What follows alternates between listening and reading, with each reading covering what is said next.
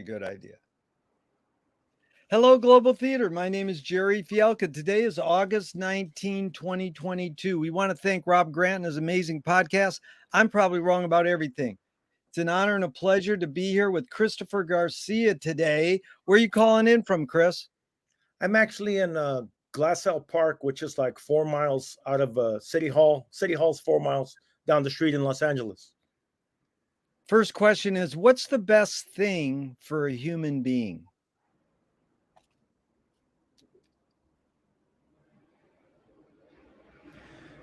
Themselves. Nice. That is good. And believe me, taking time, silence, you're a musician. Silence is good. Actually, your light on was better if you look. No. Oh, okay. Yeah, that's good. So the second question is, what's your favorite form of information, how it comes into you?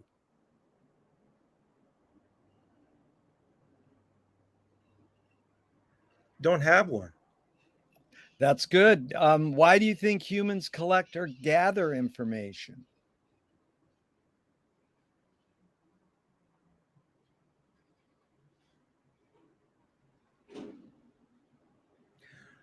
Don't don't know if they do. There's so much information on every level, on every millisecond.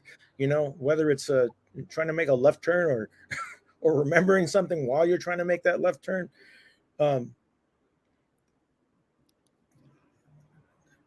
so um, there's information, there's knowledge, and there's wisdom. Yeah. The Most folks have information or access to some type of information, right? Um, uh, which is good and bad, because then some people base their entire lives on that information, which could be disinformation or misinformation. So when you understand that you're living your whole life on that premise, as opposed to stopping and listening to others, uh, just to get the other perspective, because our perspective is so uh, TBSO, totally biased subjective opinion. That's good. I like that TBSO. So, do you think this need or want for humans to collect information is more innate or more invented? Both. Yeah. I don't know what I think until what would you fill in the blank with? I don't know what I think until Think that's a big issue. Don't think that people should. It's like when you're experiencing something with someone, whether it's a movie or a walk or a song and like, let's say you're on a path and you're walking, and you're wanting to share this path because you just really love this path. And 5 seconds into it or 10 seconds, the person says, "Guy, I hate this." yeah. And it's like, and they do, which is fine. If they do, they do. Yeah. But how they, what we experience and how we experience it is just so very subjective. Uh, Especially when you want somebody to enjoy something. That's an issue, because our experience can only be shared. It cannot be taught, which is that's the problems with the where we are, right? Because Yeah. like, if you've experienced something, you don't want somebody to have that experience. Doesn't matter. That's a bad experience, I should say, or to you, it's a bad experience. Yeah. It's hard to. Um, it's like every drug addict I know there's know that they are a drug addict. Yeah.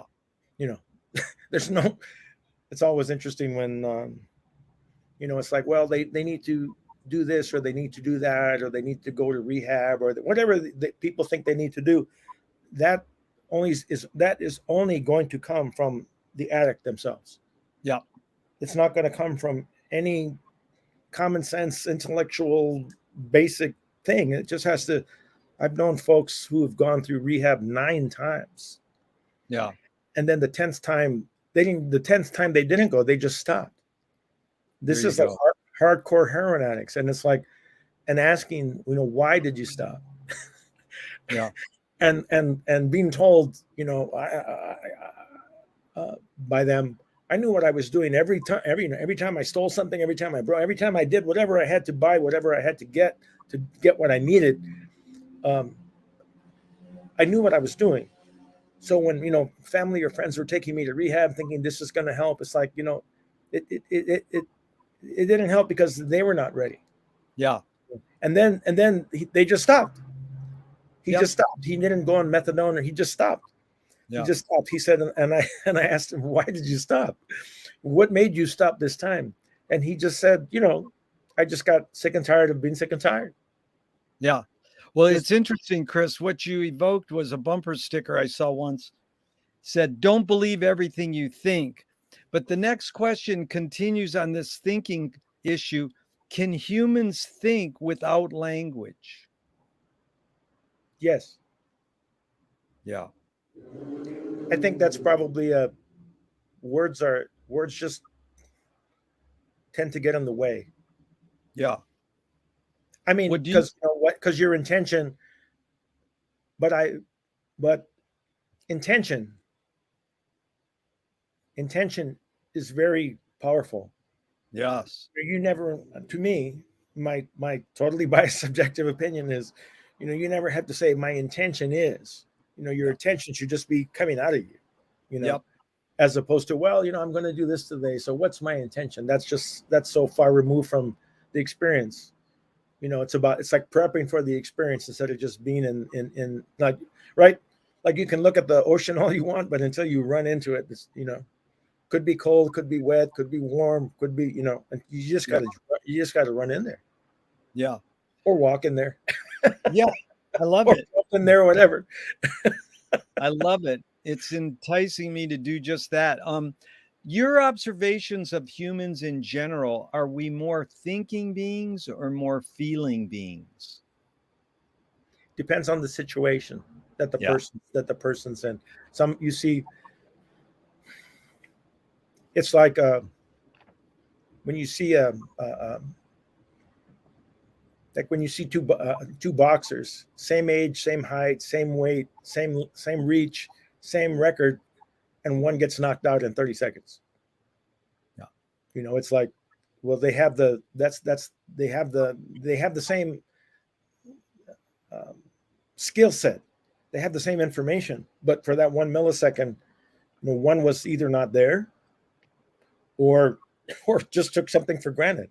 But Yep. unfortunately, that happens. That's how accidents happen and things happen. And unfortunately, this whole concept of mindfulness is that's been, I mean, right, this is, folks are now articulating that, but like um, like the concept of being in the present, being here now. Music only exists here and now. Music doesn't exist anywhere else. Yeah.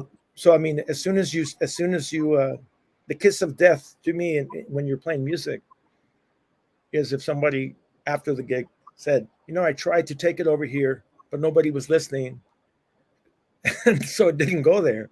And it's like, Yeah. well, that to me is because the intention changed of the person. Yeah. It's like if the intention is we're all swimming in the ocean, we're all swimming in the ocean, not we're going to go over here and ride that wave, or this wave is better, or it's like, instead of just being in the sorry for the noise, instead of being in the moment at the moment, Yeah. in the it's like, you know Yeah. so but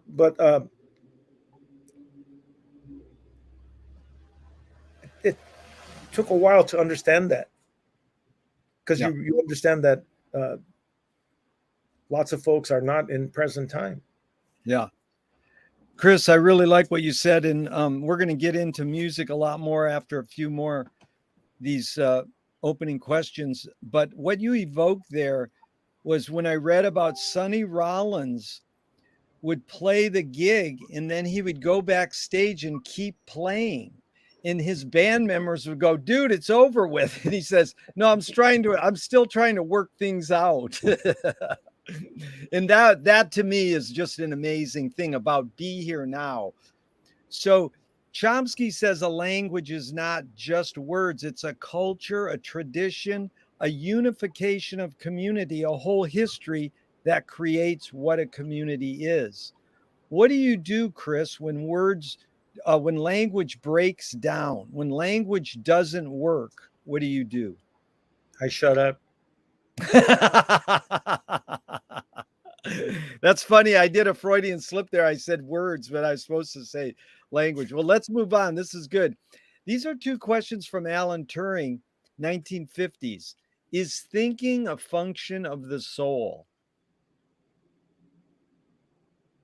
Maybe. His other question was, can machines think?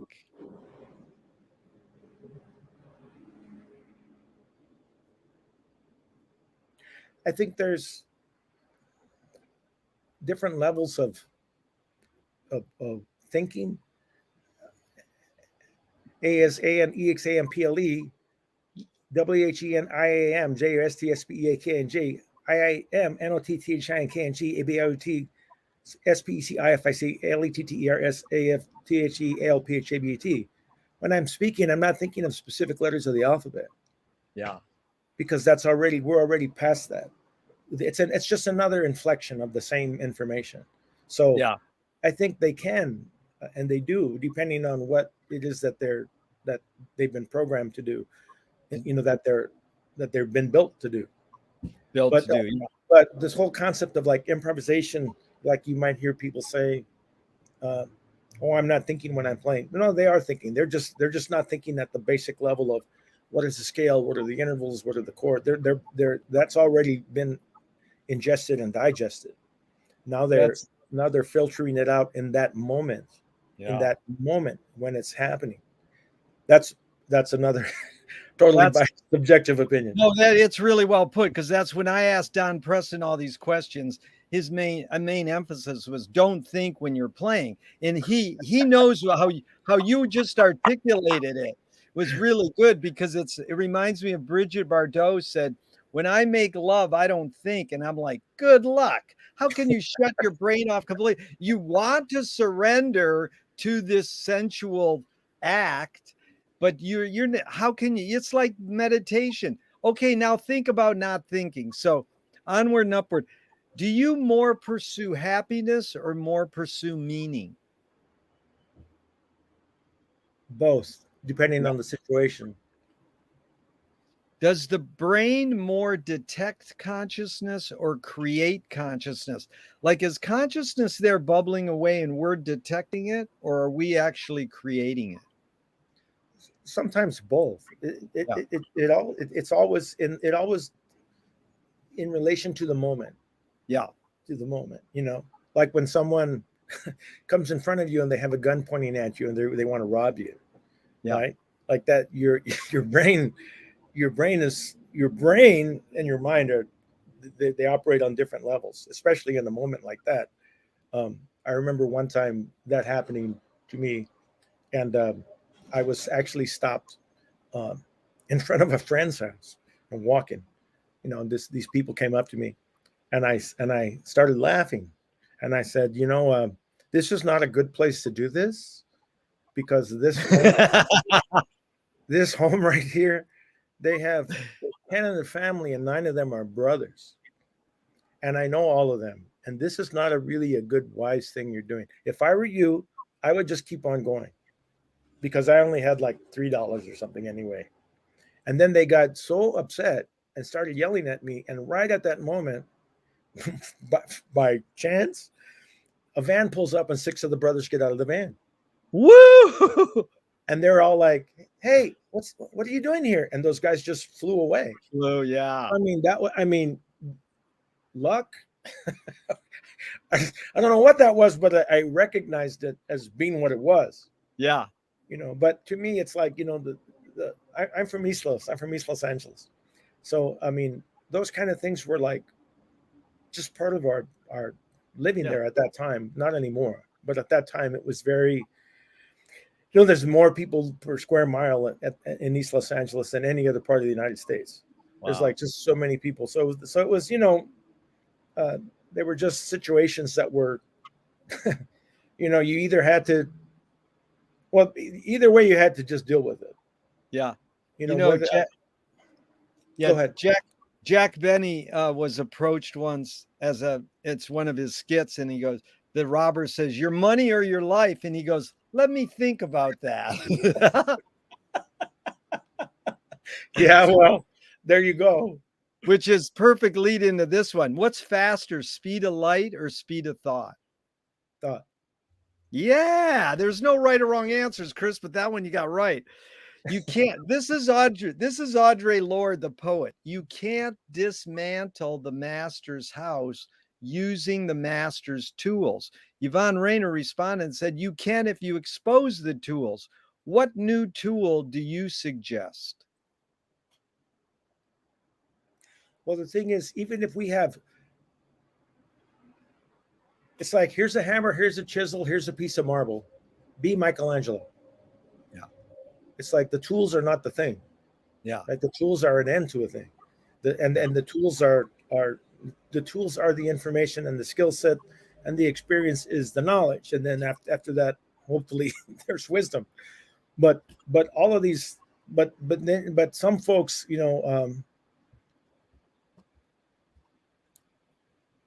gather information, accumulate information, thinking it's knowledge. Yes. And it can be. It just depends on the person. It Yeah. just depends on the person. Um, No, you get it. What new toy do you suggest? Silence. Ooh, that is major. We'll get into that. What do you worry about when you go to bed at night? I have a wife, two children, three grandchildren, and two great grandchildren. Everything That's, else is just life. yeah. So Marshall McLuhan learned from the poet Ezra Pound that artists, meaning musicians, painters, writers, artists are the antenna of the race. They're broadcasting and detecting the hidden psychic effects of our inventions so that we can learn to cope with what we don't like about the inventions. So, Chris, I asked you the question Marshall was probing his whole career. Why do we humans ignore the hidden psychic effects of our inventions, even though the artists are broadcasting them to us? Because it's not. Well, you work for Frank Zappa, correct? Yeah, So there's Zappa said one time they asked him, um, you know, uh, why do you play the Roxy two shows for 5 days? yeah, Why don't you just play the sports arena? Has the same amount of people, less work, and and also they're asking him about his music, and he's saying, well, my music my music does not perpetuate or propagate anything that people want to do.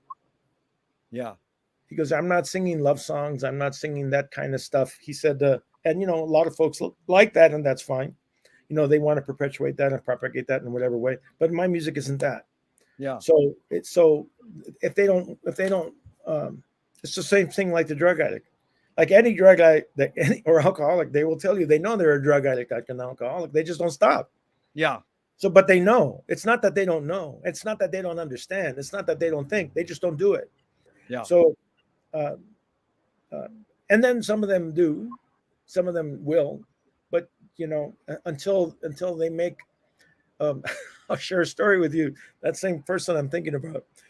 He said one day after he had been clean for like 15 years, he took his father to go to the dentist, and they shot whatever they Novocaine or whatever it is, whatever they use now. I don't even think it's Novocaine. Anyway, whatever they did, they pulled out his wisdom teeth, and he went to pick up his father, and his father said, um, is the feeling I got from this drug when they pulled my teeth, is that why you did heroin for so long?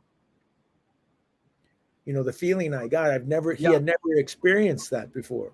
And that experience was like, and I don't know if it was illuminating, but it was, for him, it was just an experience he never had. And now he felt he could relate. And then his son said, well, it isn't because I liked hanging around in bad neighborhoods with really bad people.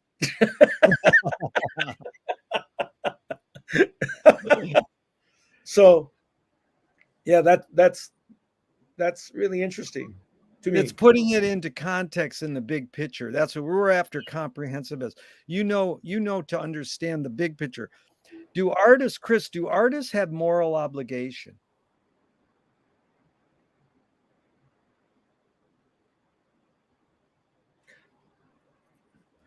To themselves, Yeah. to themselves. I mean, there's an old uh, I don't remember if I read it or I saw it. There's an old Joseph Campbell interview where they're asking him, something, something, and he says, "Well, everything you do is going to upset somebody, Yeah. right? Regardless of your intention, it can upset people, even though that's not your intention." That, Exactly. but Yeah. there are people, but then there are people who do things only for the sake of the intention, like this will upset people. To I know if provoke. I do this will upset people. If I do this will, or not upset, make them sad or make them. Yeah. All of those kinds of things are very strange to me. Yeah. That anybody would do that. It's like that that their intention is specifically to cause sadness or to cause. That's just strange to me. I don't Yeah. understand.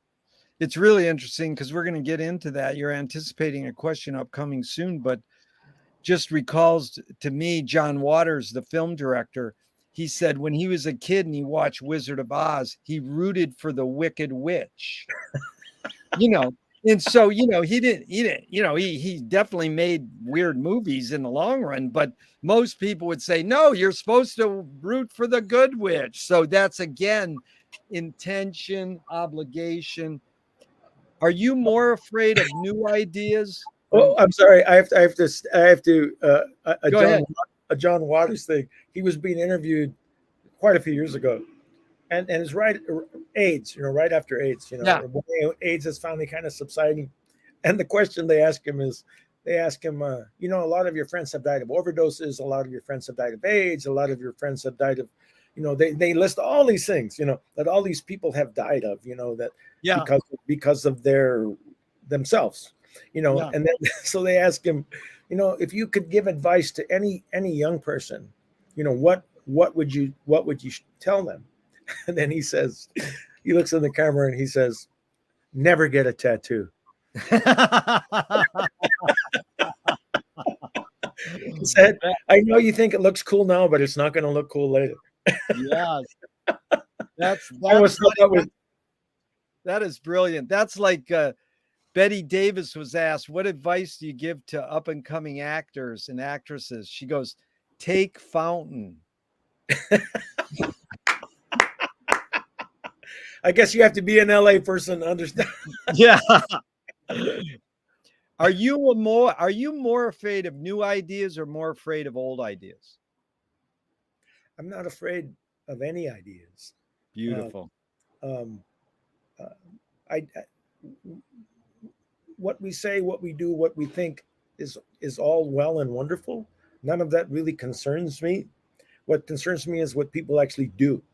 Yeah. I mean, people can spend hours talking about the homeless problem and then spend $50 on a steak dinner.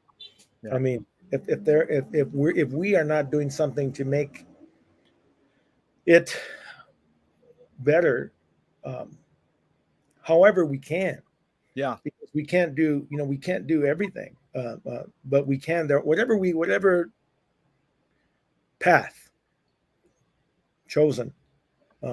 I had I played for Jane Goodall's birthday a few Yeah. years, and we were there before everybody else. So she was there before everybody else. So she spent like 3 hours with us before anybody got there, just talking to me and the one other musician.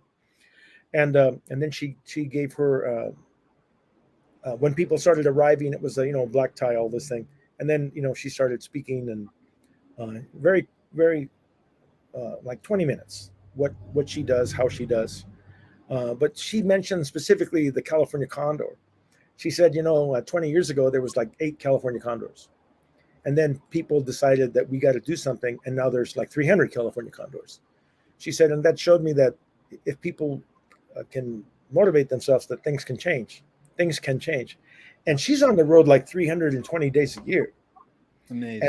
And I didn't know until she explained. She said that whatever money I raise, she said if I raise $100,000 for a habitat, she says 50,000 of that goes to the actual habitat, but the other 50,000 goes to the people who live around the habitat that work the habitat. She said because I cannot ask somebody to take care of a chimpanzee that can't feed their child. Yeah. So half the money, I didn't realize it was that much. She said, so half the money goes to the people because those people need to be taken care of. Yeah. So she was very, she's the closest thing I have experienced to a saint. Yes. And I couldn't, it took me a while to understand. I was trying to figure out. And then I remember what she said. And she said it took something like sitting in the same spot 8 hours a day, 7 days a week for, I believe, 7 years before she had any interaction with an animal. Yeah. You know, the animals would be there, but it took 7 years for them to actually like touch her. Yeah. So, I mean, just sitting in that spot 365 days a year, 8 hours a day with nothing, just sitting there, imitating them. Like if they got a piece of grass, she got a piece of grass or whatever. She just imitated them. But I mean, it took that, what is that, 2,100, 2,500 days? Yeah. And like, so that's like the only one pointed meditation that every human being has experienced, regardless of what we think, what we say, the color of our hair, color of our eyes. The one thing we have each experienced is 270 days of rhythmic training in our mother's wombs. Yes. That's Chris, that's Captain Beefheart. He said, I didn't want to come out of my mother's womb. I wanted to stay in there. Like Robin Williams says, womb service. But you know what? Yeah, that was so heavy what you said about Jane Goodall. It really brought tears to my eyes. And also evoked when you said homeless. Michael Ventura, you know, he used to write for the LA Weekly, and he wrote this thing once that I will never forget. He says that one of the best things you can do to a homeless person is look them in the eyes. And that to me is, you know, be human with them. You can give them money or try to help them find shelter or whatever, but just look them in the eyes. So that was beautiful. Can you conjure up your earliest memory ever, Chris, or one of them?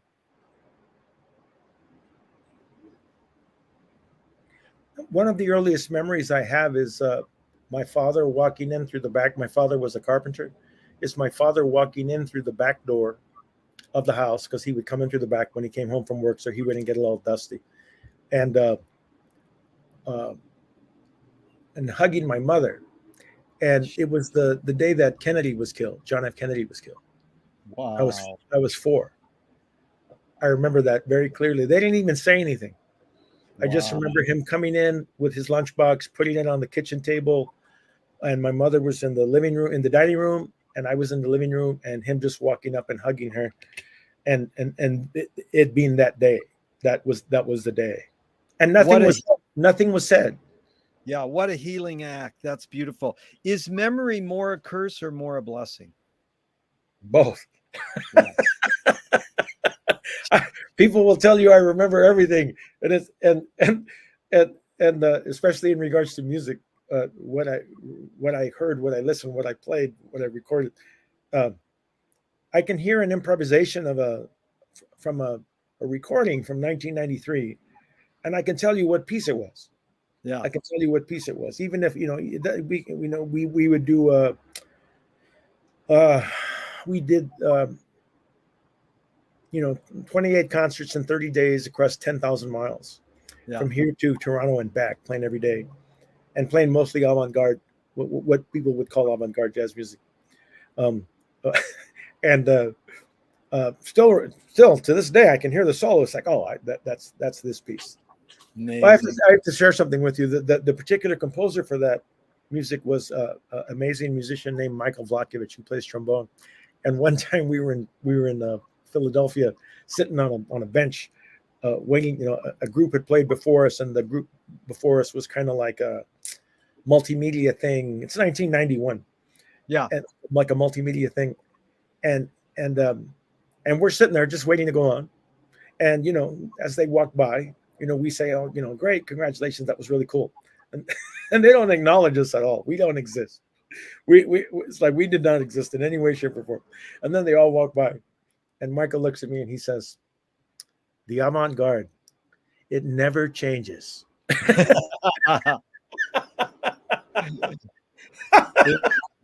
It also reminds me of Captain Beefheart had a chimpanzee act open for him in Boston, and my friends saw it. And as the chimps were walking off the stage, Don turned to him and went, "Good show." I saw him at one of his last performances at the Golden Bear, Yeah. and he was so very. As a matter of fact, I took two people with me from Mexico that didn't speak one word of English. They did not speak one word of English, so they understood nothing. They had not heard his music. They had just heard me talking about him.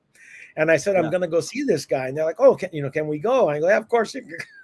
So they went to the concert, and they just laughed hysterically the whole concert. I mean, they didn't understand one word, but they were just on the floor. They were just like, because it really is. This is another thing. It really is electric chamber music. Yes, It that's really good. is. It really is. But and I can tell you what he did. I remember it must have been 1980. Yeah. And, he came out. They were playing. I know they renamed it. The renamed version is Suction Prince. That was the first Yeah. piece they played, Yeah. and the whole band was on stage except him. And then he walked. He had two little, like a table, like the size of a plate. Yeah. I guess they're for drinks. I guess. And on one of them, he had a coffee pot, like from the 1840s, like from a California miner, Yeah. with a tin cup. And then on the other one, he had a soprano saxophone. Yeah. And so the band is playing like full bore, and and he walks out like 15 seconds into it, and he pours himself a cup of coffee, lifts up the coffee cup, and his tie goes into it. He gets his tie into it back, and his tie has a clothespin for a tie clip, and Right. he moves the thing, and he drinks the cup of coffee, but the band is just like playing, full bore. And then he finally picks up the soprano, as I said. But he was very funny. He said a few things that night, because nobody knew that was the last gig. Yeah. I don't know if he knew it was the last gig Yeah. or that he wanted to play. But Yeah, there's so much we could talk about Don forever, but another one was I saw him about that time at the Whiskey a little before, and he came out and he said, "It smells like a Robert Mitchum film in here." well, Oh, the funny what he said after the gig, right after the encore, yeah. he said, "Thanks for coming, and I hope you all paid to get in."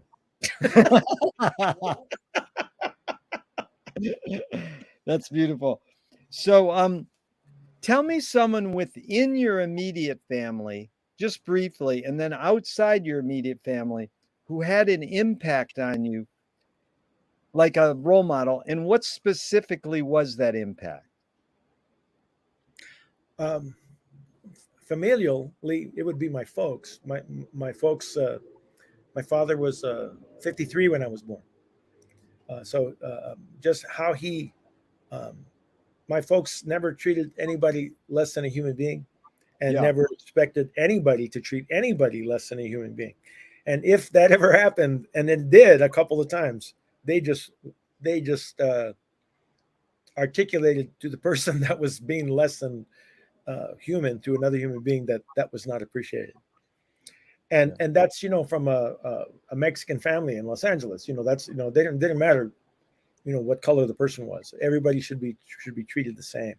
So that Beautiful. was like and then my mother was a singer, and my father was he did a lot of things. He used to do car detailing He used to do cement work. But he was a carpenter.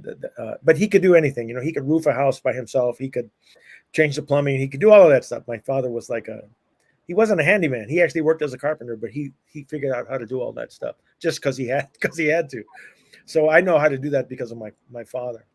And on the non-familial side, I mean, there were musicians that I saw that inspired me to play, but the one that really uh, uh, I mean, there's so many I can acknowledge, but the man that the person that really propelled me was John Bergamo. John Bergamo, Nice. who played with everybody and did everything really well. And he's the Yes. one I can tell you when I I wanted to. I had heard tabla, and it's so it's before the internet, so I didn't know who John was. All I knew was that he was the head of the percussion department. I didn't know anything about him as a human being or what he did. I didn't have a brochure. I didn't know anything. All I know is that he's the guy that you got to talk to if you want to go to school there. So I called him and I'm 17 or something, and I'm like, I really want to study tabla, and he's like, well, where are you? I said, I'm in Los Angeles, and he said, well, you have to play in order to study Indian drumming, you need to play a melodic instrument. And I'm like, I don't. What do you mean? I've been playing drum set for years. Yeah. And I said, what do you mean? He goes, and this was always funny to me. He said, a violin, a saxophone, a trumpet, nothing percussion related, but a melodic instrument. And I'm like, oh, I said, oh, I don't play any of those. And then he says, well, can you get one of those? And I said, no. I mean, no, my parents don't have, I'm all by ear. I said, no, I'm all by, we don't have money for that kind of stuff. Now, the interesting thing is, John's from New Jersey. Yeah. The interesting thing about that at that moment, that exact moment, I mean, he could have just hung up the phone. He could have just said sorry. He could have just said, I don't know what to tell you. He could have said better luck. And what he said was, he paused like 30 seconds, and he said, where do you live? I said, he's from New Jersey. I'm from East LA. And he's like, I don't know where that is. I said, you ever been to City Hall? He goes, yeah. I said, drive 3 miles east and that's East LA. He said, okay. He said, is there a junior college by you? I said, yeah. He goes, okay, well, they probably have instruments and they probably have music programs. Go there, take every music class you can possibly take, and let the teachers know that you're going to audition in a year, and then come see me in a year. So when I went to, I was already attending East LA College because I had finished my, there was no GED at that time. I was already going to East LA College, taking philosophy and history of Chicano music and all this kind of stuff.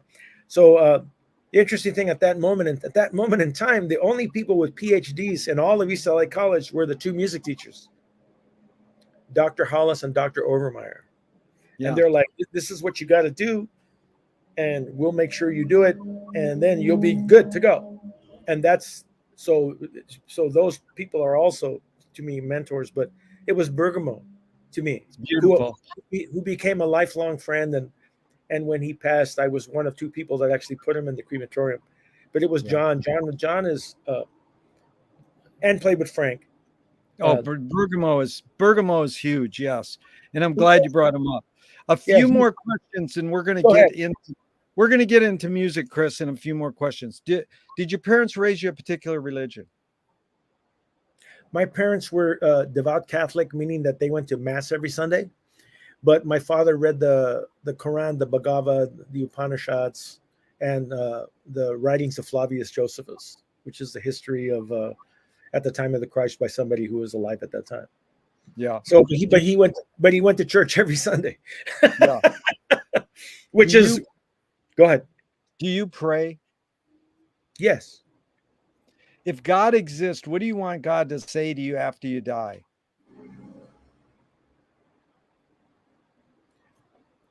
I think he's already said it. Oh, that is amazing. I've never had that answer. I'm sort of rushing through these because I want to get to music.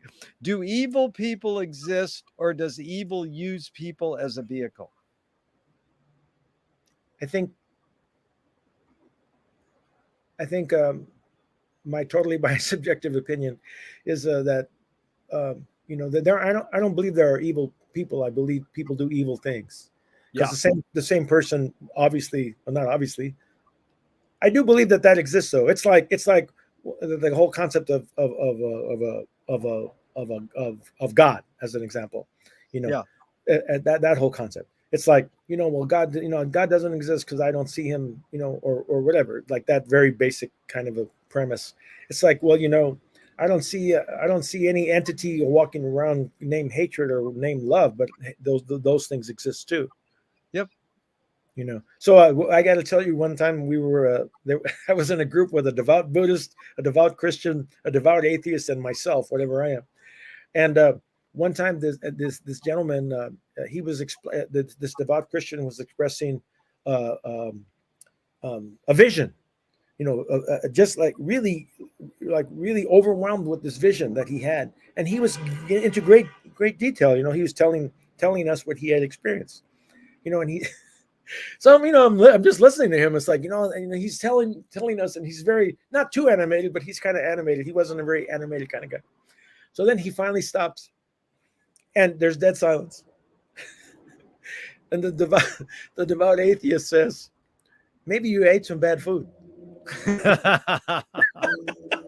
just because that's not his experience. Exactly. But it was very funny. Maybe you Yeah. just ate some bad, but he didn't say it in a he wasn't being insulting or mean or funny. Right. He actually believed you must have ate some bad food. Yeah. You must have. Yeah. The hidden question here, though, about evil is how do you advise someone, Chris, to deal with an enemy? And I'll set up with a few modern thinkers. Alan Watts says, if you acknowledge your enemy, you empower them. Coppola stole from the mob and the samurais. Keep your friends close and your enemies closer.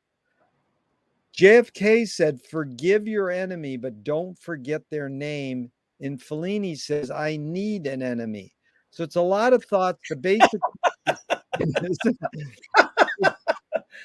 well, yeah, you're a great laugher. I got to add this one. Walt Whitman said, I no doubt deserve my enemies. But it's a lot of thoughts. But the basic question, Chris, is how do you advise someone to deal with an enemy? But first, how would you respond to Alan Watts? If you acknowledge your enemy, you empower them. Well, it's like the guy standing in front of me with a gun. Yeah. It's like, I acknowledge that he exists because he's standing right in front of me. Yeah. But that particular moment in time, that this other thing happened, just happened to happen at that moment in time. There's been times where that didn't happen. I can tell you there was one time where I was beaten unconscious by 5 people, Wow. and I was by myself. So the whole thing about, what are you going to do, how are you going to do, when are you going to do, it all really depends on the moment at the moment. Yeah. Where it's like the boxer getting knocked out. It's like, Yeah. no matter what what you think, what you thought about, what you thought you might do if this happened, but when you're in it, it's what it is. Yeah. In terms of a lot of times,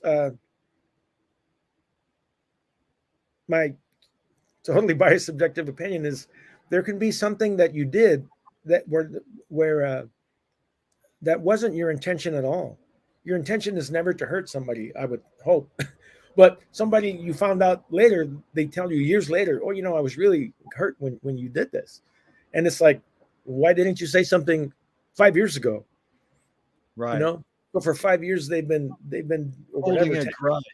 Yeah, and it turns into a whole other thing.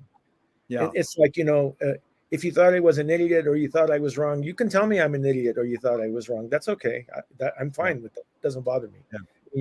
We're all entitled to what we think when we think it or Yeah. feel. So Yeah. So it all, to me, it's on the situation. Like, to sit here talking about it is different than to have a guy come up with you with a gun. Like, I know Yep. martial artists that were robbed because they were like, I could have done this or this or this or this, but I didn't, because at that moment, it's like, one of the, I can't remember his name, one of the police officers that was attacked on January 6th, he had a gun, right? And he said, when I was on the floor, he said, my first thought was to get my gun out, right? But there were so many people. He said, if I would have shot one person, they probably would have used my gun on me, right? Yeah. So he said, I'm on the floor and they're kicking me and they're hitting me. And he said, I'm reaching for my gun. And he said, what I said was, I have children. And they stopped. So, I mean, and I don't even remember if he said he thought to say that. It was just like, it's like there's a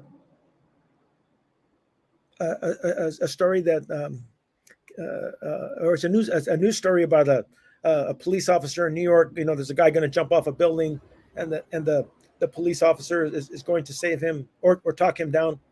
Because in this moment where we're at, there's a lot of folks that think survival is the thing. Survival is the thing. Yeah. We got to survive. That's the thing. And this police officer, this guy jumped off the building, and the cop got him, and fell off the building, and the other cop got that cop. And so this cop didn't know this guy. It wasn't about his surviving because he has a wife and family. It was like he said, I just couldn't let this human being go. Wow. I could not let this, but did he think, was he thinking my wife's going to be a widow? Were all these things in his head, or was it just that explosion of that moment where it's like, this is what he has to do? And unfortunately, there's a lot of those moments in our lives where, when you look back, it's not regret because, or it shouldn't be regret because the intention was not to hurt or injure somebody. And we're all, we're not all human beings. Actually, I say not every human being is a musician, and not every musician is a human being. Yeah. There's times where that's the whole problem, is that people forget we're human beings with each other, right? That person becomes that purple person or that green person instead of like just a person, right? Yeah. And instead of like dealing with the situation if you can, as best you can. And there's times when you just cannot. Like the other day, I failed miserably. This person, a street person, walked by and talked to me. It was late at night, and I had no money. I had nothing at all, and I didn't even have a bottle of water. I usually have a bottle of water. I'll give a bottle of water or something, but it was cold.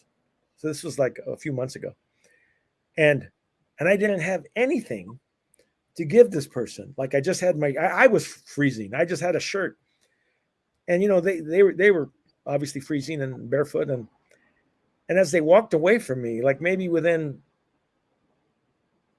a minute, I realized, oh, wait a minute, it's not mine. there's an old blanket in the studio that belongs to another musician that left his instrument here, that I could give that person that blanket and buy this person a new blanket so this person's not cold. Yeah. So I ran into the studio and I grabbed the blanket, and that person disappeared. Man, I ran up and down so many blocks and got in the car, and I couldn't find him. I was going in alleys and stuff, and it was just so debilitating to me that thought didn't come sooner. Yeah. And it even now it really bothers me, because it's like, I could have done something, but at that moment, that didn't cross my mind. That didn't cross my mind that I could get somebody else's bucket, give it to them, and buy another one. It wasn't about money or anything like that. It just didn't cross my mind. And that is our dilemma. Yeah. When we're in that moment, it's like, whatever that moment is, my intention wasn't bad or evil. Yeah. It just didn't cross my mind. Yeah. And that really upset me. But it seems your parents raised you to help others. You have that consciousness. Chris, usually when I do these interviews, if I tear up 1 or 2 times, I know it's gone well. I've teared up like 5 times, man. This is pretty intense. No, it's good. It is like, it's emotional.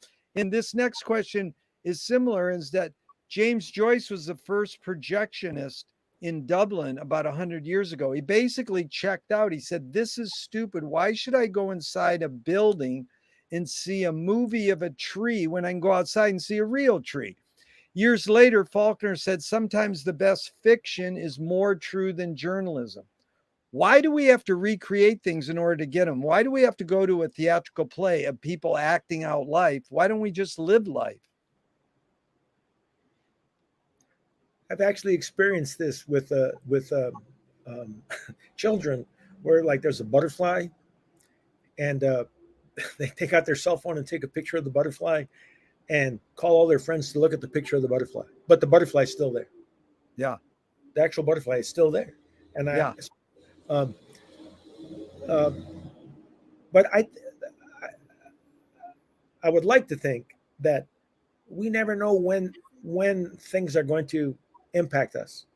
So maybe somebody has. It's like when you,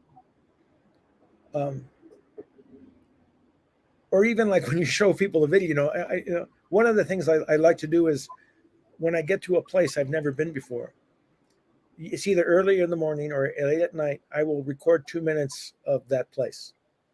Whether I'm on top of the Pyramid of the Sun in Mexico City, or I'm in Bilbao, Spain, or I'm in the bottom of a creek bed, I'll record 2 minutes of that space. And all I put is the date. That's all I put. I don't put even where it was. And I can hear all of those back, 20 or 30 of them, and I know where it was.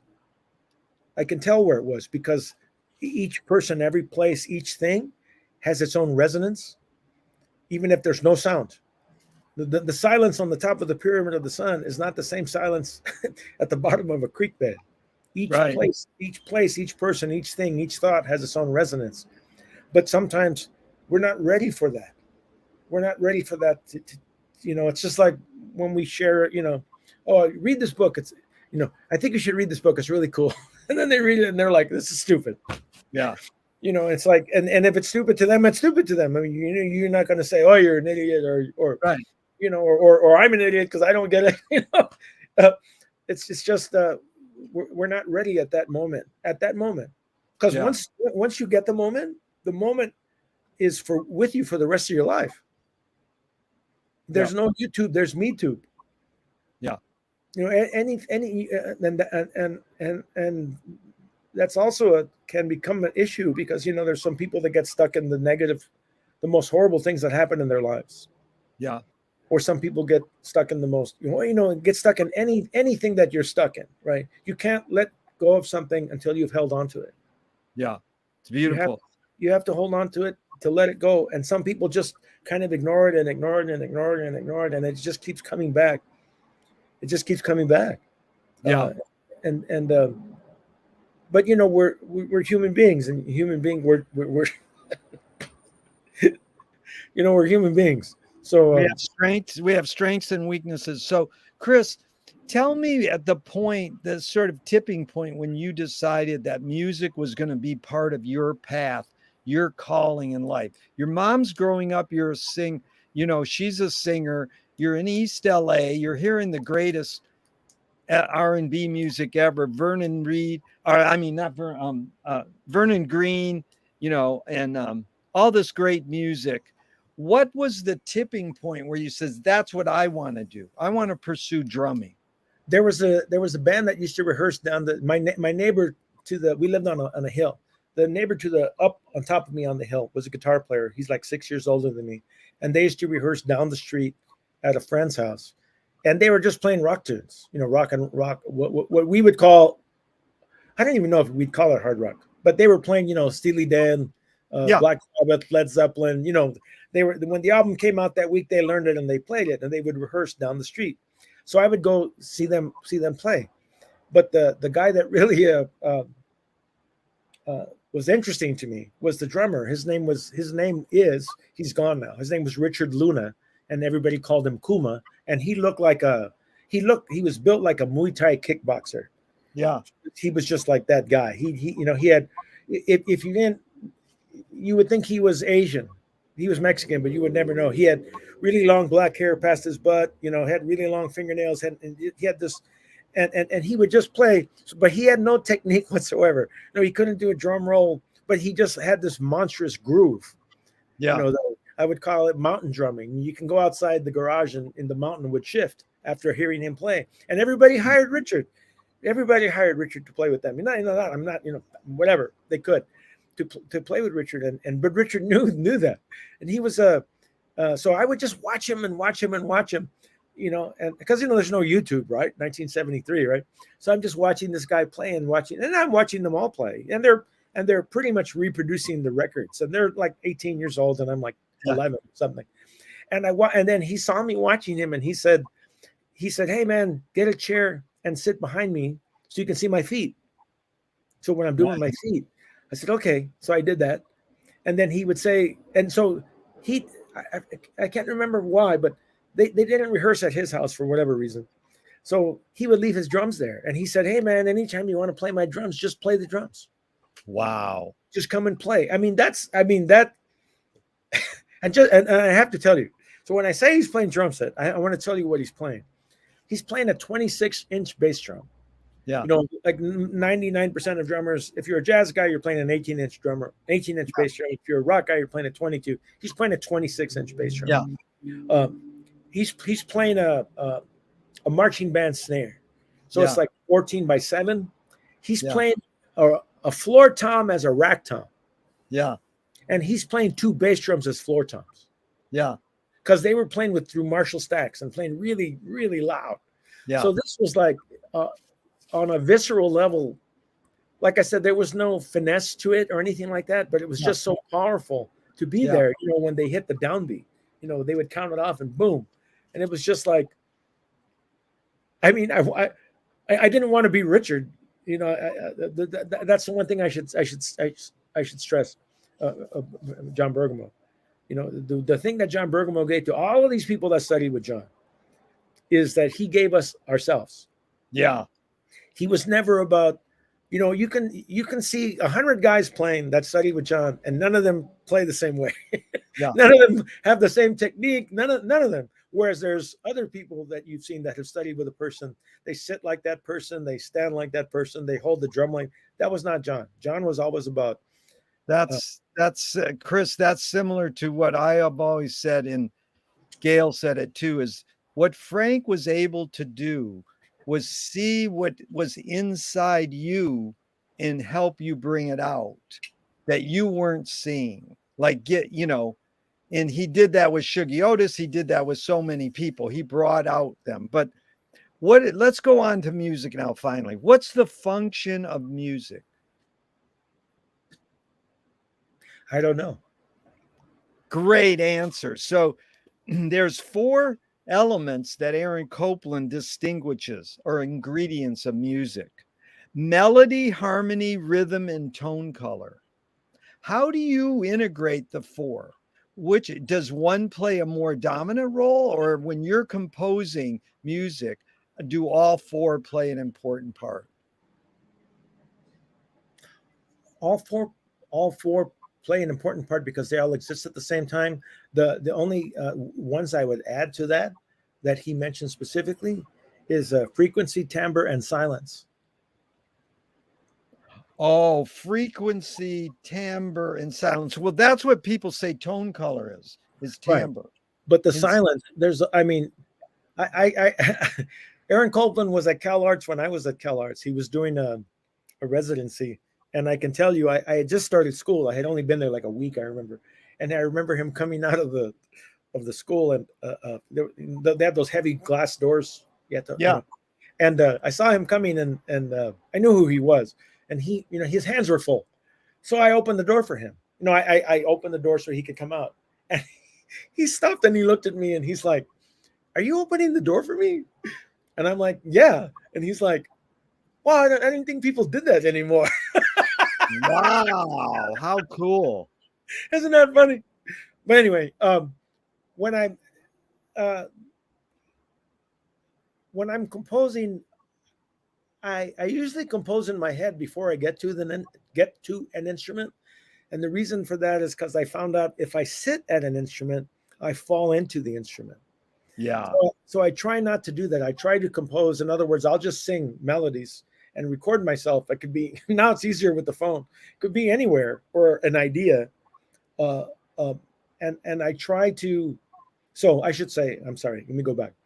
Before I composed a note of music, I arranged all the music I love: Zappa music, Bill Bruford, Chick Corea, John McLaughlin, Egberto Gismonti, all these artists. I arranged all this music.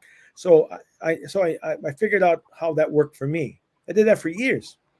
And one day I was doing a concert with Nels Klein, guitarist Yeah. Nels Klein, a duo concert at Great American Music Hall, just baritone guitar and tabla.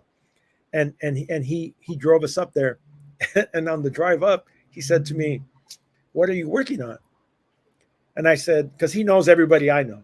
And I said, well, I'm still working with Vlakovic. I'm still working with Continuum. I'm still working with whoever I was working. I still work with all these people. And he says, well, what are you writing? And I said, oh, I don't compose now. And he says, what? I go, I don't compose. I just arrange. And he said, well, why don't you compose?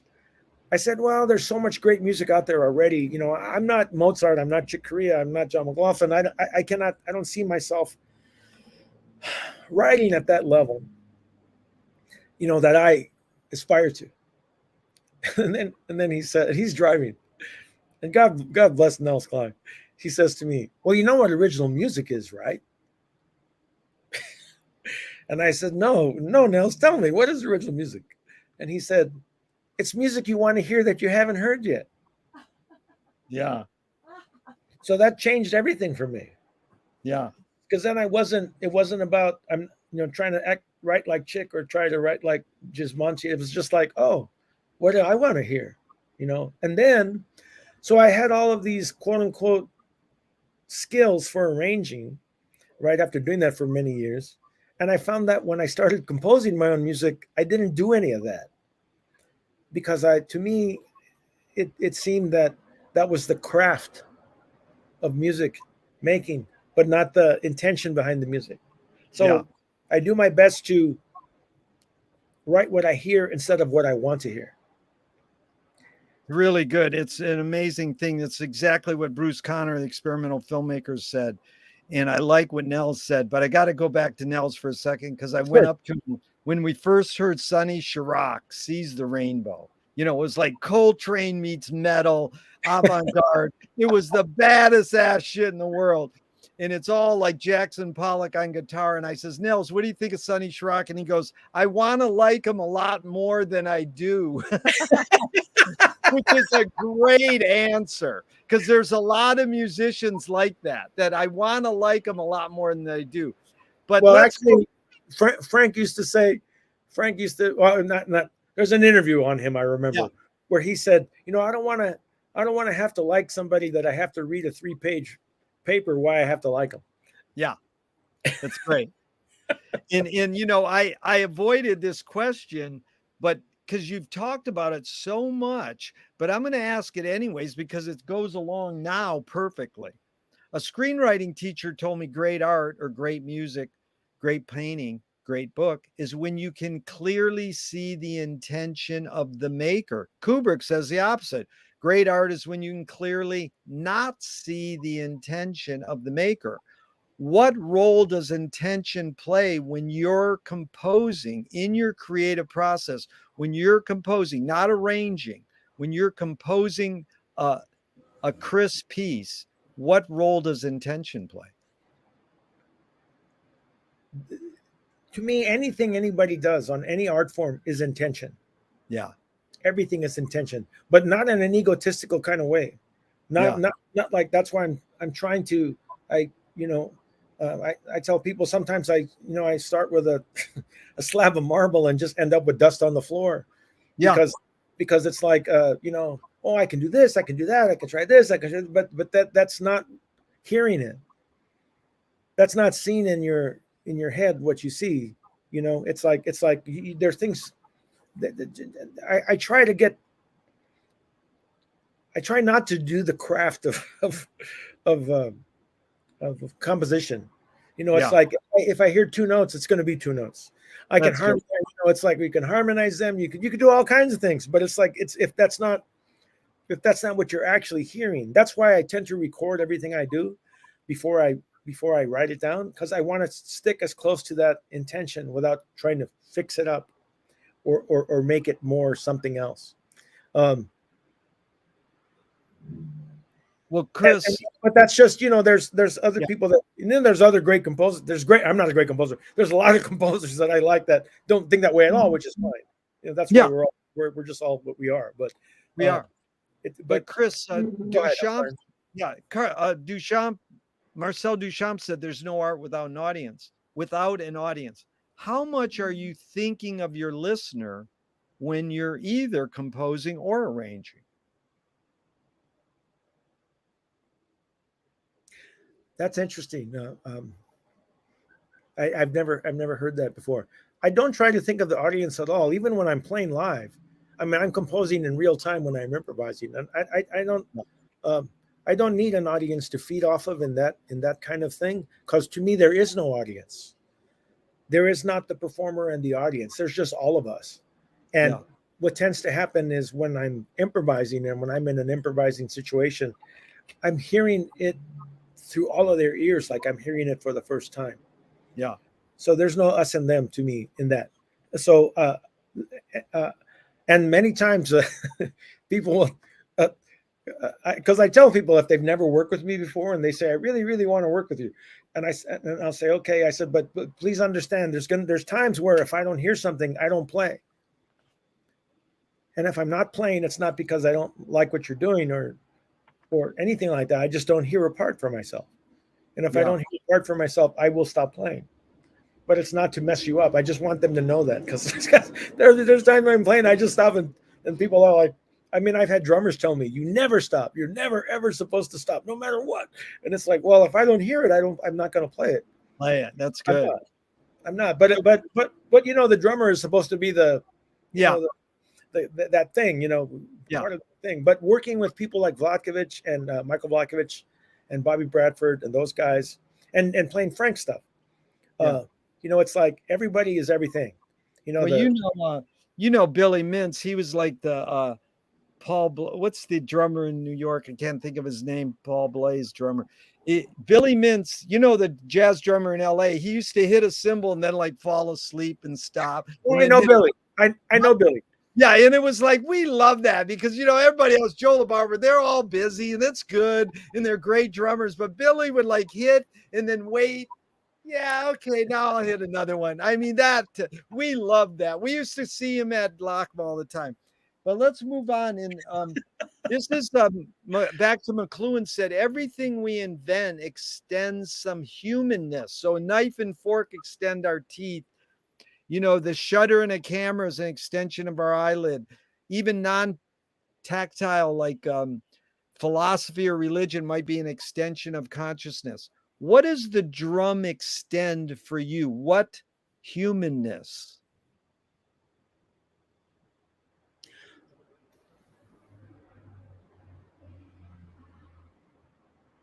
I don't know if I can articulate that with words.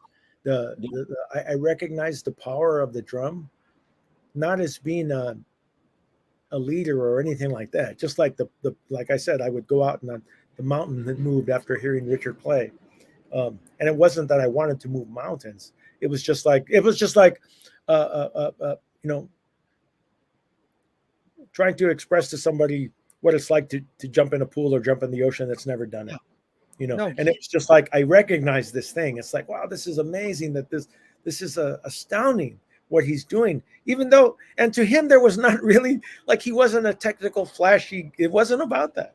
It was just about playing this huge, massive groove that allowed everybody else to do what they could do at their highest level that they could do. By allowing. But like the other concept of every instrument is rhythmic, every instrument is harmonic, every instrument is melodic. Like that's I in the last 30 years, I've only played with one person that's not a composer, but that recently changed. I find that people who compose that are improvisers have a very different way of improvising than people who just, in other words, there's a lot of people who uh, uh, who play their instrument that don't play music. Yeah. And so then the unfortunate thing now, you had mentioned earlier, Miles Davis had said, when I'm doing 5 sets a night, 9 sets, two on the weekends, he said, if I play one new idea in that week for a second, I'm happy. Yeah. So here's a guy playing 36 hours a week, playing 36 hours a week, and those things don't exist now for younger people. Yeah. I'm not even talking about, but I'm not talking about getting into a club and getting paid. I'm saying, like, they can play with their friends or whatever 36 hours if they wanted to, but none of them want to. Or I would say none of them. All the ones I've experienced don't want to. Yeah. I play every day with somebody, whether it's a Chinese musician, traditional music, or Japanese, or Indian, or jazz fusion, or avant, or I still play every day with somebody because Good. I it's like, right, you want to go see a brain surgeon that operates twice a year, or do you want to see the guy that operates every day? Yeah. And it's a whole different thing. It's and like I said, there's a whole different skill set. There's a whole lot of folks who can play their instrument well but don't play music well. Yeah. And and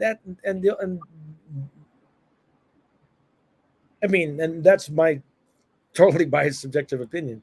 It's like they don't have that. There are no clubs where they can do that, but Yeah. they can still get together and play. Yep. As opposed to playing by themselves. And the whole concept of mastering an instrument is just like, I've played with lots of masters of their instruments who can't tie their shoes. Yeah. Because it's a whole other thing. I'll share this with you. I had an Indian uh, maestro I was playing with, and he said he was going back to India, and he said he gave me a fistful of USB sticks of his music that had yet to be recorded, like mixed and all that, in a bag, like 15 of them. He gave it to me, and he put his hand on my shoulder, and he's going to India, back to India, and he said, "You need to hold on to these." And I said, "I don't want to hold on to your music. I don't want to hold on to all this music. You should take it with you to India." He's like, no, because I have to go through the metal detector and they might demagnetize and all this kind of stuff. He said, "So you just hold on to them, and I'll get them from you in 6 months." And I said, I said yes, right. And he had his hand on my shoulder, and then he said, he's looking at me, and he says, "If you told a human being, not a person," he said, "if you told a human being the amount of money we make divided by the amount of hours we practice, the amount of hours we rehearse, the amount of hours we compose, the amount of hours we tour, the amount of hours of musicians we work with, if you divide all the money we've made by the amount of hours we work," he said, "we're lucky. We are lucky to have made 2 pennies an hour." Yeah. And his hand is still on my shoulders, and he's dead serious, right? Dead serious. And he says, "Do you know what a human being would tell you if you told them that?" And I said, "What?" And he said, "They would tell you," and he's very serious. He said, "They would tell you, you are crazy. Yeah. You're crazy." And he says, and then more serious, with his hand on my shoulder, he says, "Do you know why they would tell you that?" And I said, "Why?" And he said, "Because we are." Yeah, that is really good. That's like McLuhan said, you can't prove you're sane unless you have discharge papers from a mental hospital. And I have to share a monk. There's a monk story like that, yeah, where he's on tour. I can't remember where he's on tour, but he's walking in the street for God knows what reason, and yeah, he goes into a hotel. Just walks off the street into a hotel, and he asks for a glass of water, yeah, and they tell him to leave. It's like a really fancy hotel, and they tell him to leave, and he just stands there. He doesn't say anything. yeah, And they're like, "You got to leave." He doesn't leave. They call security, and they try to lift him. And those people that can make their body feel like a ton and they can't be moved. yeah, They couldn't lift him, so they're trying to get him out. He's not uh, responding anyway. He's just standing yeah, there like a statue. And they finally get 8 people, and they take him out, and they wheel him to an ambulance. They put him in a sanitarium. And so, of course, that night he's not at the gig, right? Wow. He's not at the gig. He doesn't show up for any of the sets. They're like, maybe he'll show up tomorrow. The next day doesn't happen. So the band is like, well, we're going home. I don't know where he is. Right. A week later, they're putting out that he's missing on the television. And one of the nurses in the sanitarium recognizes him sitting there. He still hasn't said a word. So they call his family and say he's here. So they get him and they take him home. And then the story is that weeks later, months later, whenever anybody would say, "Man, Mike, you're just crazy, man," he would say, "No, because they put me in a place like that and they let me out." Wow, that is good. Well, that's a real. I mean, that's That is illustrates the McLuhan quote perfectly. That is, I can prove I'm saying they checked me out. Yeah, And they then let me out. they let me out. That is amazing. In back when you were talking just before the monk story, the Miles reminded me of when he was working with Barry Finnery, the guitarist. He says, "Play the guitar like you don't know how to play the guitar." Musicians can't erase that. They're like, "What do you mean?" But I want to go back to the extension thing because I love the fact that you says I can't put it into words. What humanness does the drum extend? I can't put it into words. So here's the follow-up question. T.S. Eliot, the poet, says, poetry is outing your inner dialogue. What language is your inner dialogue in?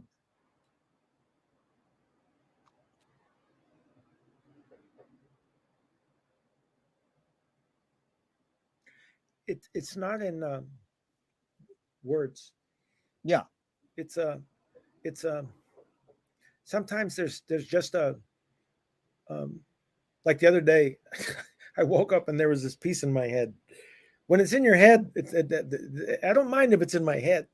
When once you get out, then it's a problem. Because, Then because you then, got to ruin it. That's what I always say. Why well, then you make got to movies? You could just have movies going around in your head. Why would you ever make a movie that's stupid? It ruins it. right. Well, as soon as we talk about things, it kind of ruins things, right? Yeah. It's like it's like words are so limiting, Yeah. and um, and then it's that same thing where you can't teach experience, you can only share it, and even if you share it, it doesn't mean anybody's going to get it or Yeah. anybody wants to get it, But but Chris, we only got 13 more minutes unless you can go longer. Can you go over? How many oh minutes can you go over, if any? no, we could stop. It's 2:15. I see it, so we can do it 2:45. Is that okay? That's And, perfect. It just gives me an idea. So I wanted to bring that up because I asked this great experimental filmmaker in New York, what language is your inner dialogue in? And she goes, I wish I knew. And it reminded me of you saying, I can't put into words. So what's more fundamental, language or music? fundamental in regards to Just what you think fundamental means in your own context. music, Yeah. because I've been in so many countries where nobody speaks the language, Yeah. and it's just you see it reaching across all of that stuff. It does Yeah. it, like that's actually it's like a great meal, right? Yeah. The guy that serves you the great meal and says, this is, Arctic ice from Antarctica, and these broccoli I grew in, in Zimbabwe, and it tastes like bad. You know, Yeah.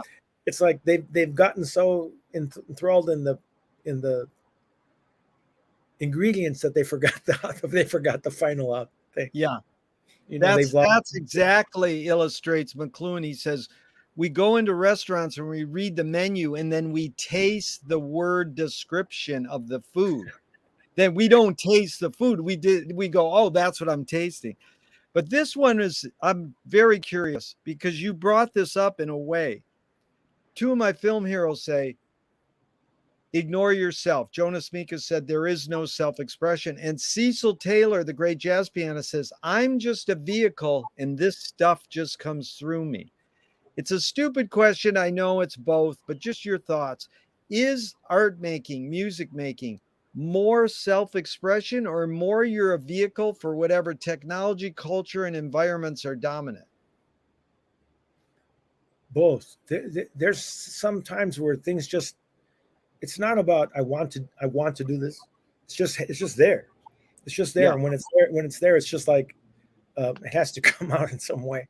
Um, but in the one thing that um, uh, at some point is the logistics of doing things, meaning that um, I don't work in, I've been asked to do symphonic stuff or stuff like that, but it's like, it's like I do a lot of duo things, like 6 or 7 duos, completely different instrumentation, because it's just small and easier to get.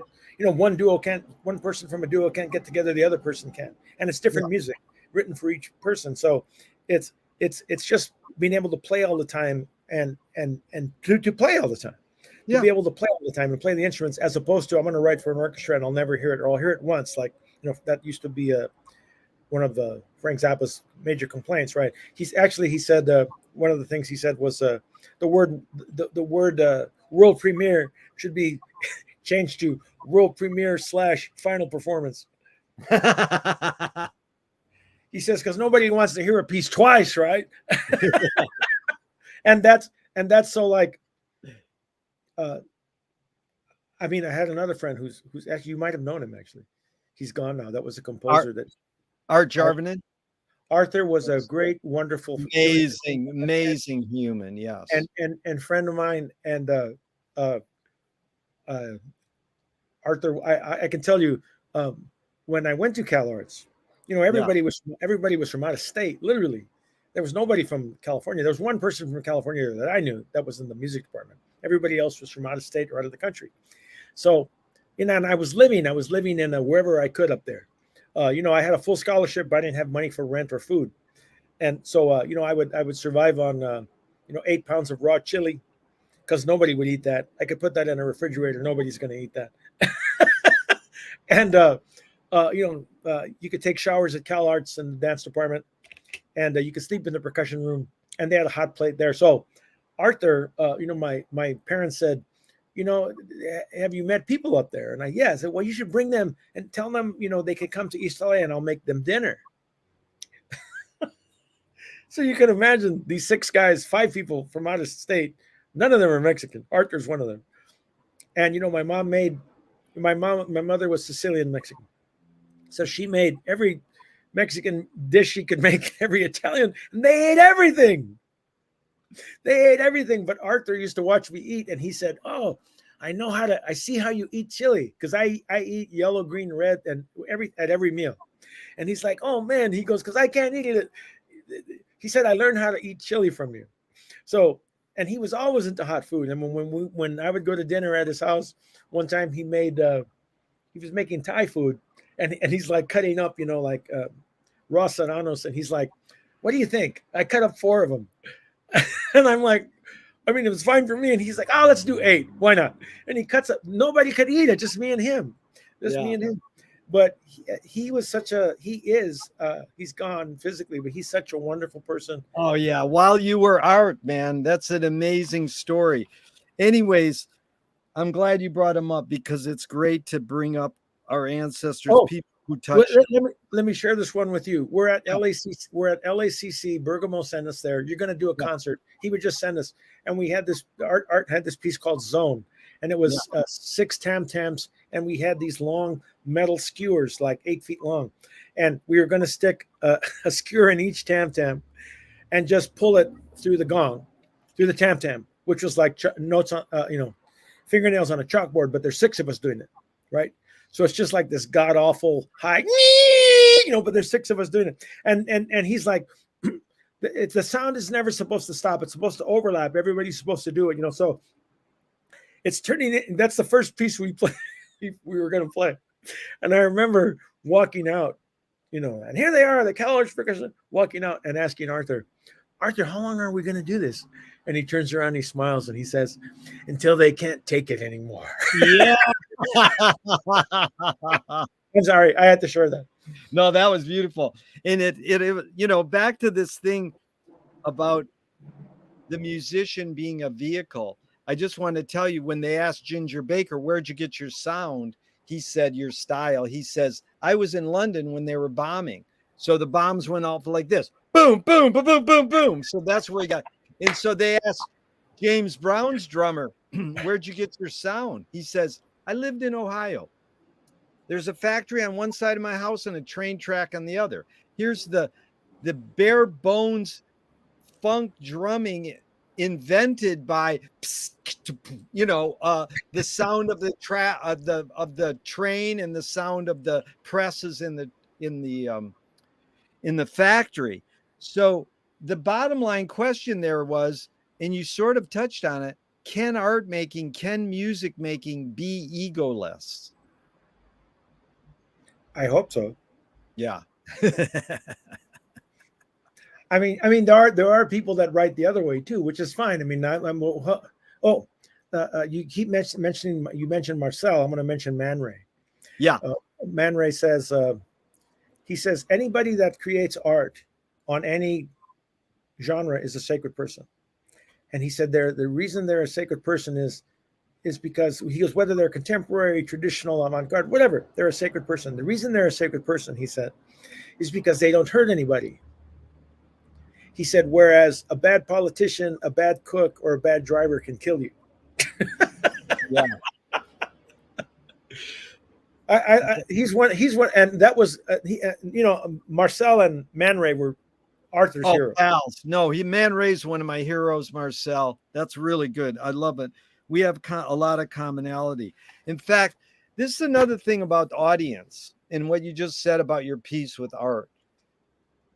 Ruth Draper said, the key is to bring the audience up onto the stage and into the scene with you.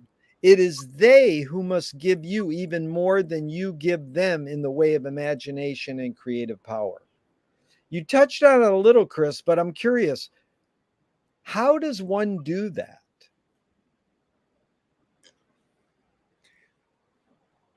I don't know how, but I recognize it when it's happening. Yeah.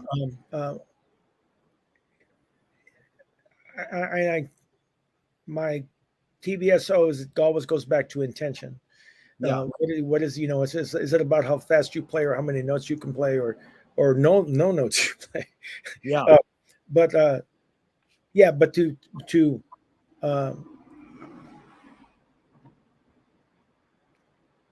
so the music for me is an evocation. Yeah.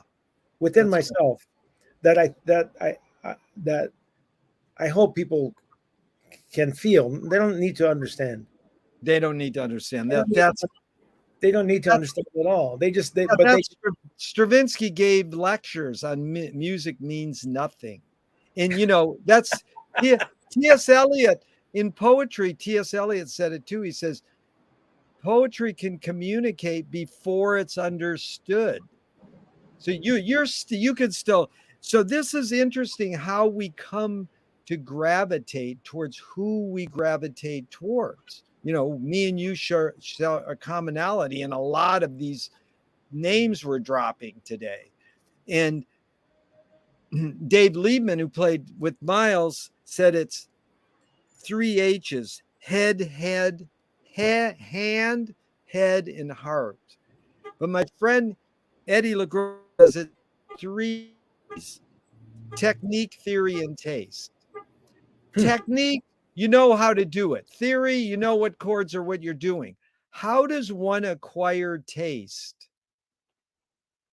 How does taste come about?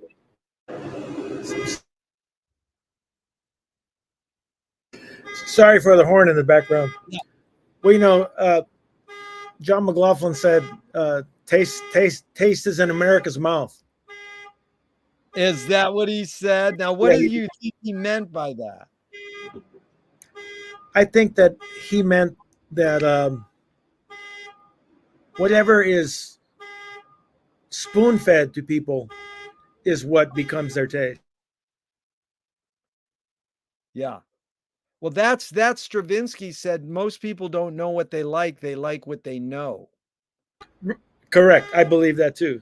But I'm still insisting, Chris, how do you acquire your taste that you gravitated towards Zappa and not someone else? Or you gravitated towards playing the tabla and not someone else. How does one acquire taste?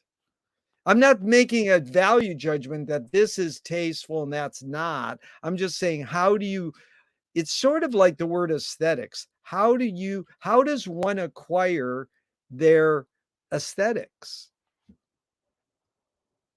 I think it's depending on what resonates within you. Yeah. I think if it resonates within you, there's no real explanation or intellectual thing about that. It either does or it doesn't. Yeah. And like Frank Zappa, I mean, my neighbor, the same guy, sorry about that, the same guy that used to rehearse down the street and play guitar, he's the first person that played Frank Zappa for me. He played the Apostrophe album for me. You He also, started with Apostrophe. that's the first album I ever heard. That's a great start, dude. And he also played for me Mahavishnu Orchestra. This is like 1971. This was all like, like, I mean, I was playing Black Sabbath and Led Zeppelin and, that, and then it's like, let's check this out, Yeah. And it was just but it wasn't a technical thing. Like Zappa's thing was funny to me. Exactly. It made me laugh. In the big picture, Apostrophe and Overnight are the best, in my opinion. When we heard them, we went, Frank sold out. It's like, it's the, you will love this. You know what Frank said about him and Don? They would drive around in Captain Beefheart's dad's bakery truck and sing the sax solos by Plaz Johnson and Big J McNeely. They sang the sax solos. You can sing the solos on Apostrophe and Overnight. They are so lyrical and beautiful. That's why that stuff resonates for me. There was when Frank passed away. By the way, maybe when we're after this is over, I had a lot of questions about Frank. Yeah, I've worked with everybody that worked with Frank forever. I mean, musicians. But when Frank passed away, there was a thing in Musician Magazine where they talked to all of these people that knew him. Yeah, and just tell us what your thoughts about Frank now that he's gone, kind of thing. And Don's answer was, he's the only Frank Zappa I know. Yeah. That was his answer. Yeah. And I know that they used to play records for each other over the phone, and purportedly near the end of Frank's life, Don was calling and playing records over the phone for him still. Oh yeah. The big one was let's have a whole salon on Zappa because we do it all the time. But the best was Don and Frank were talking on the phone at the end of their life, and they both had watched the PBS documentary on the Big Bang Theory. And Frank said, Don, what do you think came before the Big Bang? And he goes, the Big Bang. No, he says, what do you think came before the Big Bang? And Don said, the big. There's so many things. I mean, there's a whole way of looking at Don now. The last, Oh yeah, no, that's. But when you talk to the folks that knew him, that work with him all the time, I know. And I'm talking about like Artie Tripp, I know, Ray Estrada, or even Don Preston. They all their stories about Don are stories I very rarely hear anybody ever say. Yeah, The sad thing is that Don never got to write his book. All these sidemen wrote their book, and fine. John French's book is it's a 6-year shrink session. Anyways, we could do a salon on Don and one on Frank. Let's try to finish up in these last. No, don't be sorry. This is these last 15 minutes. I love that. I love Don and Frank as much as I love Sylvester de Vueltas and Cecil Taylor and Anthony Braxton. Exactly. I'm there too. I'm sorry. Go ahead. And Sun Ra and them all. Okay, so what was the motive of the cave artist?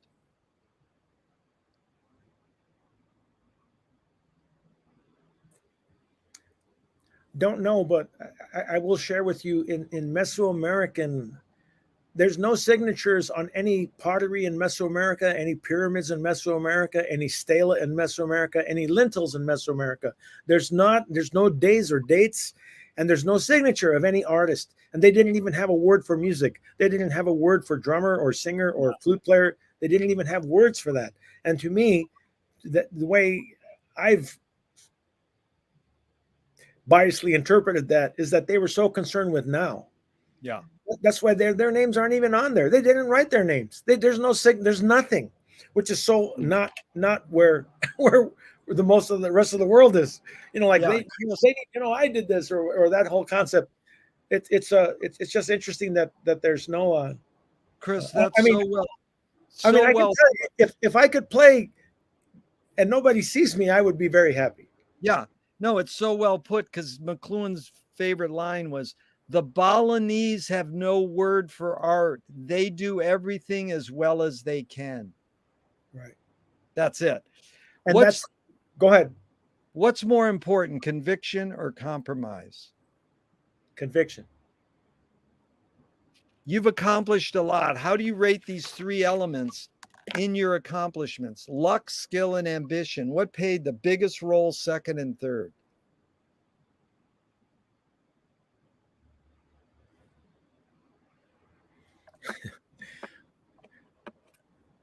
Luck and skill. And to quote Mahatma Gandhi, when they asked him, "You seem to be an ambitious man," and he said, "God, I hope not." There's a lot of stuff that like I can tell you, there's a lot of instruments I have that were just given to me by complete strangers. Like especially indigenous stuff, they just come and give it to me. I don't know them. I've never met them, never seen them. They just give it to me. They don't say anything. They don't say you have to have nothing. It's just a gift. And I'll share with you really quickly. I was doing an Indian concert, and there was nobody there. It was like 5 hours before the concert, and I'm literally on the floor by myself with the owner of the venue, nobody else. And this homeless person walked in, and he sat, and I'm on my knees. I'm not cross-legged because I'm setting things up, and he sits cross-legged in front of me, and he says, "What kind of music are you playing tonight?" And I said, "It'll be classical Indian music." And he says, "What time?" I said, 8:00. And he left. It's like 4:00. He left. And I looked at the owner like, yeah, he goes, "I don't know." I don't know. So then like a half hour later, this man walks in, same person, and his hands are like this. And he's holding something. But I'm doing it so I can fit on the frame, but his hands are really far apart. Yeah. And he's holding something. And now I'm sitting cross-legged because it's been a half hour. And he goes down on both knees and he hands me this feather, a feather. He says, and then he gets it with his fingertips. And he says, "This is powerful medicine." And he gives it to me. I took it from him and he left. Before he left, I said, I will place it in front of my tabla. Yeah. So people will see the tabla before they see the drum or me. So I put this long feather before him, right? And the one thing I did ask him was, what kind of feather is it? He said it's a condor feather. Yeah. So I don't know this person. Never seen him and never saw him before or since. So within a year, John Bergamo passes quite unexpectedly. And John lived in Lake Piru, which is the Condor Reserve. Yeah. So when it came time to cremate John, we were like, his family, we were like, should we put something in with John? And his wife said, we should put, yes, whatever you want to put in with John, we should put in when we cremate him. So like he had collected jars of hawk feathers for 40 years in Piru. So when he was laying there, I around the perimeter of his body, I put hawk feathers, the hawk feathers. And then his daughter put I believe a book, and his wife gave him a letter and a note, and I put the condor feather. Nice. I put the condor feather. And the one thing that the gentleman said, I remember, he said, "You will know what to do with this." Oh my God. So this is like a year later. So to me, all of that kind of ties in, and I cannot explain why. There's no logical explanation. I have no clue. Yeah. But that happens a lot to my usually I'm by myself, but recently we were in Teotihuacan with my family, and they that three different people came up and gave me things, just strangers, Yeah. because I always tell them this always happens. I don't understand why, and they just come up and give it to you and walk away. You say thank It's you. Yeah, it's Chris, it's two people. McLuhan called it complex clairvoyance, and Frank called it conceptual continuity. Right, It's right. like you can draw this string theme through it all. Moshe Feldenkrais works with healing and movement. He says it's literally possible to identify a weakness and incorporate it to become a strength rather than we're normally taught to overcome a weakness. Tell me a weakness you turned into a strength.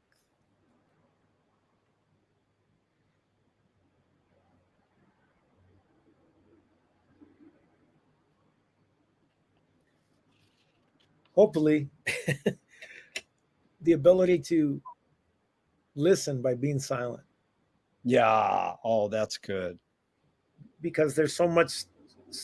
There's just so much, right? I mean, there's so much, whether it's good or bad. Um, it's just overwhelming in the best way that word means. You Yeah. know, the blessings that we have are really. I mean, even when things are quote unquote bad, you know, Yeah. the blessings are just so. Uh, I don't even know the word. I can't articulate. I don't know what the word is. Maybe there is no word, but No, that's all right. Yeah. but we recognize it. Yeah. We You recognize it. all of us. I hope Yeah. one anyway. I'm trying It's not to. good. These are really briefly, in just a word or two, 5 Alan Watts questions, just off the top of your head. Who started it all? Don't know. Are we going to make it? We have to Where do we put it? up front and forward. Who's cleaning it up? Better be us. We made the mess. Yep. And here's the 5th Alan Watts question. Is it serious? It's everything. Chris, you are a wise motherfucker. This has been so fun. Because you know what?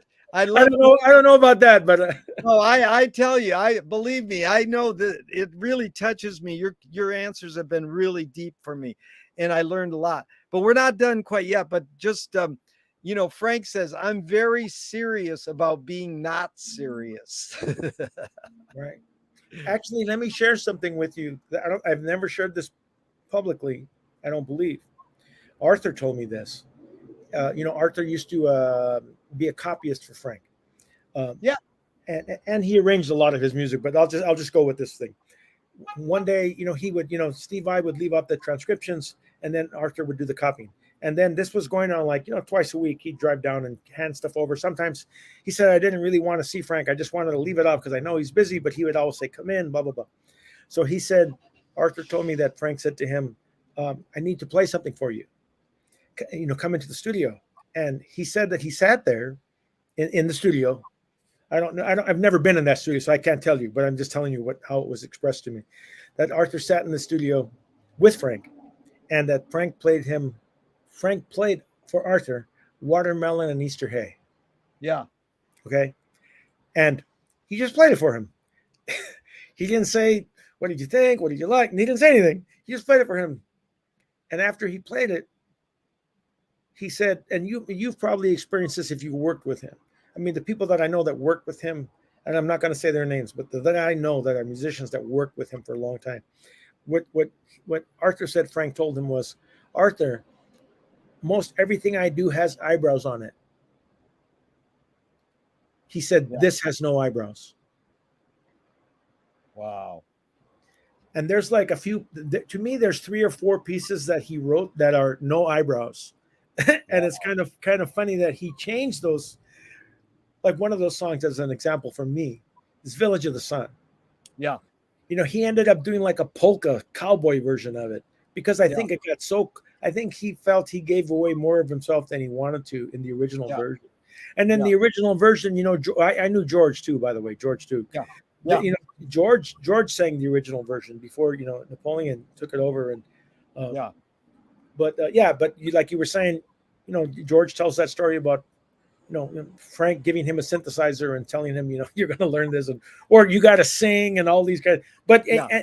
and there's I'm not I don't want to keep talking, but real quickly, just Don. The reason that to me, that Frank brought Don in for some of the Roxy and Elsewhere stuff was because he wanted Don just played Mini Move on those. Yeah. He didn't, and I think he wanted George to see that that it is an instrument.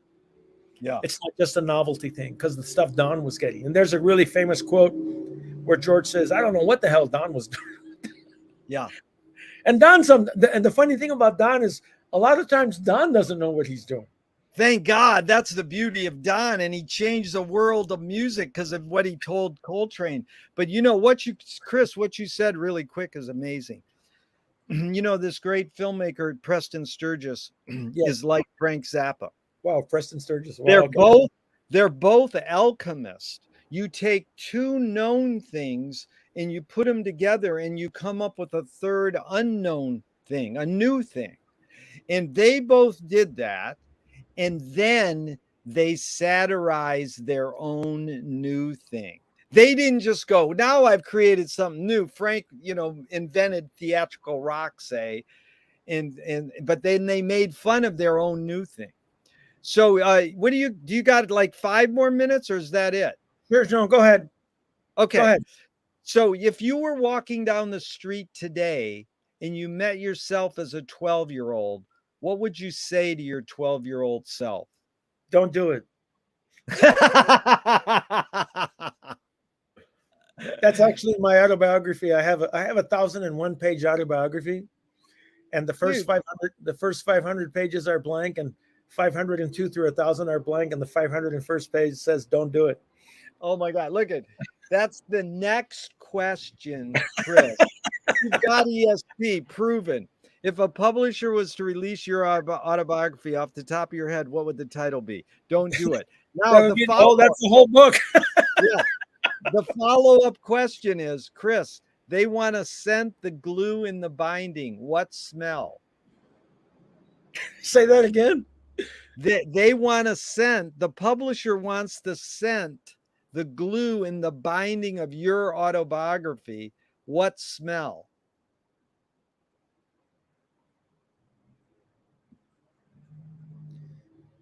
Calvary Cemetery at dusk. Nice. If you were in a vat of vomit up to your neck and someone threw a bag of shit at your face, what would you do? Say that again. If you were in a vat of vomit up to your neck and someone threw a bag of shit at your face, what would you do? What would I do? Yeah. I'd probably be done for. That would probably be the exclamation point. I got to ask you this one. Which way should toilet paper come off the roll? Over or under?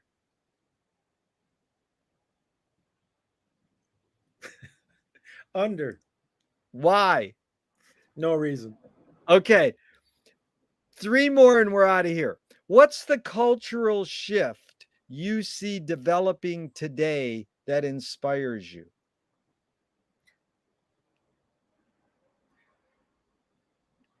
Hearing young people articulate their thoughts. Yeah. Really good, Chris. This has been amazing. So Thornton Wilder said in 1928, art is confession. Art is the secret told. But art is not only the desire to tell one's secret, it's the desire to tell it and hide it at the same time. Isn't that great? Chris, you've laid your... that this is what this series is all about. It's laughing. So I appreciate that you got it. You've laid your cards on the table for over 90 minutes. I'm not insinuating you haven't already answered this.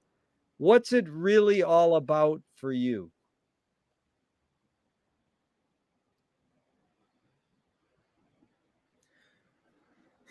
being the best we can be to make it the best for everyone Yeah. we can. Chris, this has been truly enlightening. The last question is, what gives you the most optimism? Hearing young people articulate their thoughts. Yeah, that's good. It's because, they could, and some do, um, be so angry about what they have based on what we haven't done, Yeah. and so like when I'm dealing with or able to talk with youth wherever I'm at, it's like, some of us are born with a chip on our shoulder, or some of us acquire a chip on our shoulder. There's nothing wrong with that chip on our shoulder, but we can't let that chip turn into a boulder and bury us into the ground. Well put. Yeah. Because I recently had an elder. An elder was speaking. He's like one of the last few people who speaks his language, like one of two, I think, and he was in his 80s. And one of the questions they asked him was like, it's not this, but it was kind of like, is there anything you wish you should have done you didn't do?